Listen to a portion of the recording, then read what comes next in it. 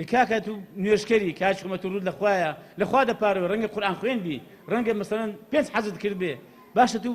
عەقیدە و ئیمان و بیرباوەر چۆن ڕێگەی پێدا کەسێک هەڵبژێری کە ڕۆژە لە ڕۆژان تەمە قسە بە پێغەمبەری بگوترێ بە شەریعەت بگوترێ بەرنام پرۆژەی یاساک بهێنرێت کە پێچەوانەی شەریعەت بێ تووشی گرژ نەبێ ئاخر چۆن هێڵی دەبژێریت خواکەی بەخوای وا هەیە لەگەڵ ئەو پرۆژە یاسایانە بۆ کە تەوا پێچەوانەی شەریعەت بێ هێنایان هێنا پەرلەمانی کوردستان ئەدوو پرۆژە یاسای تونوتیژی خێزانی سەر لەبەری هەتا لە ئەلیفی هەتا یای پێچەوانەی شەریعەت نەبووە هەر ئەسڵ نەک شەریعەت هێڵدەوەشاندەوە کۆمەلگاش هێڵدەوەشاندەوە ئەخلاقی نەدەهێشت شیرازەی کۆمەڵایەتی پەیوەندی کۆمەڵایەتی هەموو تێکەدا ئەدی چێ پشتگیری کردو هێنایە وەڵی پەرلەمان ئێمەگەر ئەم حزب عەلمانیان نەبوون ئەوان نەبوو کە خەڵک دەنجیان پێدا بوون بە 38 کورسی و 39 کورسی بە 23 کورسی بە 12 و بە ئەوی دیکە هەر ئەوانە نەبوون چێ پێشگیری لێ کرد چێ ڕێگر بوو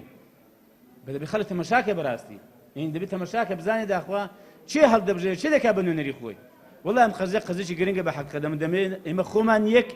دوو بەڕاستی خەڵکیش بەڕاستی یعنی ئەرکێکی شەرعی یاسایی بەڕاستی ئێستا واقعی لەسەر شانی یەکێکەمانە ئەم خەڵک و میلەتە وشارکەینەوە بڵێن کاکە ئامان وریابن کاچ کومزان داخو چێ دەکەن بە نوێنەری خۆتان دەنگ بە چێ دەدەن پشتیوانی چێ دەکەن خۆ بەلایانی کەم دەبێ بزانی کاکە لە چاکە و خراپەی ئەم کابرایە سبەینێک ئەگەر دێکی بە نوێنەری خۆت شەریک دەبی کۆمەڵبوون خۆشەویستانی خۆم ئینسان فێری یەکتاپەرستی و فێری ئیخلاص و فێری بۆ خواژیان ئینسان فێر دەکاتن لەبەرەوە شانازی بەوەی بکەن ئەمە هەموو جارێ قسەم دووبارە کردوێتەوە ئەم ڕۆژ دووبارەی دەکەمەوە ئێمە گەر هیچمان قازانج نەکرد بێ ئەوەمان قازانج کردووە فێری خواپەرستی بووی فێری یەکتاپەرستی بووی ڕێی پێغەمبەرمان گرتووە عەلەیهی سەڵات وەسەلام و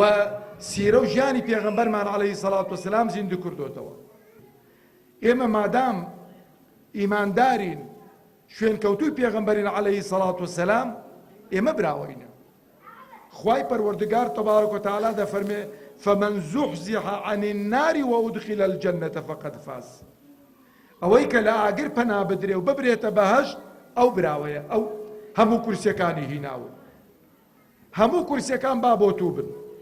بەڵام خوا پەناماندا ئەگەر عاقیبەتی ئاگری دۆزەخ بوو بەکەلک چ دێ فلسێکی قەڵب ناینیتە